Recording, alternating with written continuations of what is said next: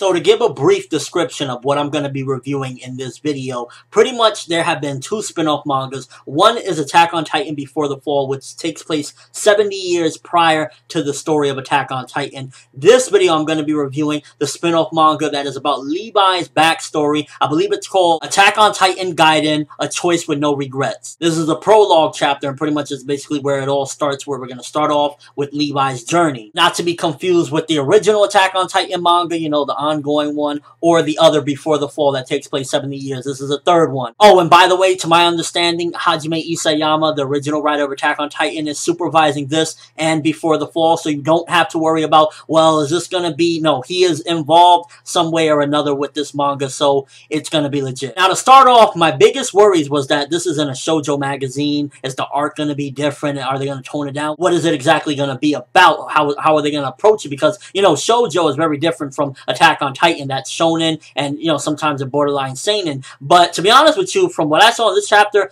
it looked just straight up like Attack on Titan, like if Hajime Isayama drew it himself. So I was definitely glad and surprised that it just didn't have a different turn. It pretty much looked just like Hajime's drawings. And the little bit of action we got in here too just makes me think they probably just threw it in a shoujo magazine because that was one magazine that was giving them some money and said, yo, we'll take your story. Whatever you're doing, we'll have it. But also I could see where they're possibly going to lead with the shoujo elements. Because we have three main characters. Obviously we have Levi, and then there's a female and a guy. I could imagine maybe the shoujo elements being at some given point Levi and that female causing some sort of relationship. Maybe even a love triangle in the future. Who knows? So I gotta say it was definitely very short, only 12 pages. Again, it's a prologue, so it's just, you know, beginning, and I believe the official one will start in November. At this particular point, based on me analyzing what's going on, it seems as though Levi isn't actually a part of the Survey Corps, because first of all, his cape doesn't have the logo on it, but he has the 3D gear, so it's possible him and his people bought these on the black market. Remember, it was hinted in the series that they were selling the 3D maneuver gear in the black market, so it's possible that Levi and his crew bought it, stole it, whatever the case may be. And then also, we have that encounter with Levi and Erwin at the very end, leaving it already suspenseful. It's like, holy fuck, we're only 12 pages in to the spin-off, and I'm already like, what the fuck is going on? Because they gave each other a look like, I found you, in a way, like Erwin was looking at him like, I found you. Either that, or just maybe he was impressed by, holy shit, this guy, he's not a part of the Survey Corps. Maybe it's a possibility that Erwin looking at him is like, yo, this guy's using 3D maneuver gear, he's not a part of us, what's going on? Maybe I'll nab him. I was also wondering whether or not Levi, if this is, you know, in his earlier days, was going to be different. Maybe his personality will be slightly more,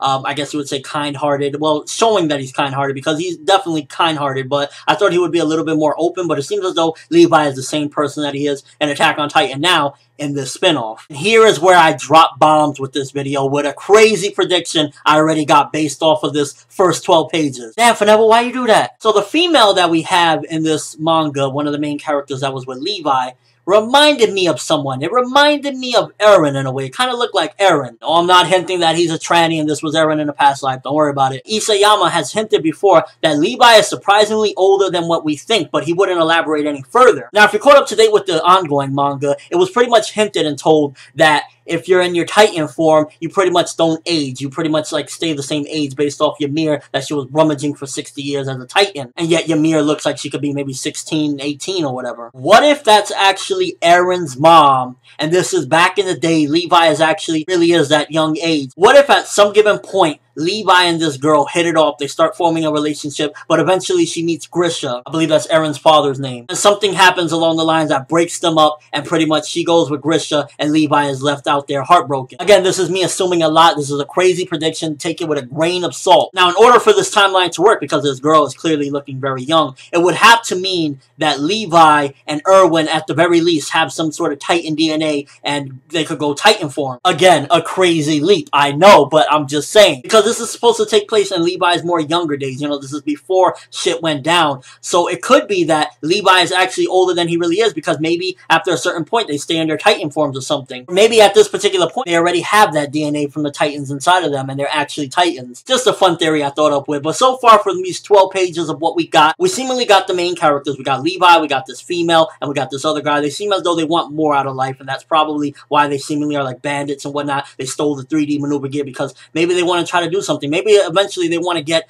out of the walls and they don't want to just live in the ghettos of the walls and whatnot. They want to do more. But all in all, interesting start. Definitely got me excited with that ending, with the little encounter with Levi and Erwin. Do they know each other at this particular point? Or is it that Erwin caught somebody with 3D maneuver gear that's not part of the Survey Corps? It remains to be seen. But at the moment, I'm excited, and I'm definitely seeing that for it being in a shoujo magazine, doesn't feel like it at all. So your worries, throw them out the window right now, because right now it got the same art style as Attack on Titan, got the same feel as Attack on Titan. You already got action with Levi bumping into that guy, kicking that motherfucker's ass, Levi style. For a beginning, it was actually very interesting, and we only got 12 pages, baby. Let's go. But let me know what you think. First of all, that crazy theory, again, take it with a grain of salt. It's just me having a little bit of fun here, you know, just coming up with some cool shit that you never know might happen. What do you think is a possibility that this is back in the day? Maybe that's Aaron's mom. Maybe this is just a back in the day in general. That's not Aaron's mom. What do you think about that? Because if it's actually just a regular thing, then maybe I could see him and that girl hooking up, and at some given point her dying, leaving Levi just absolutely cold. And also, what do you think is Erwin and Levi's relationship? Does he even know him at this point? Has he been following him? Is it just that he caught a glimpse of him with the 3D maneuver gear? What do you think about that? And overall, are you excited about the Levi manga? Based on first impression right now, after reading just this prologue,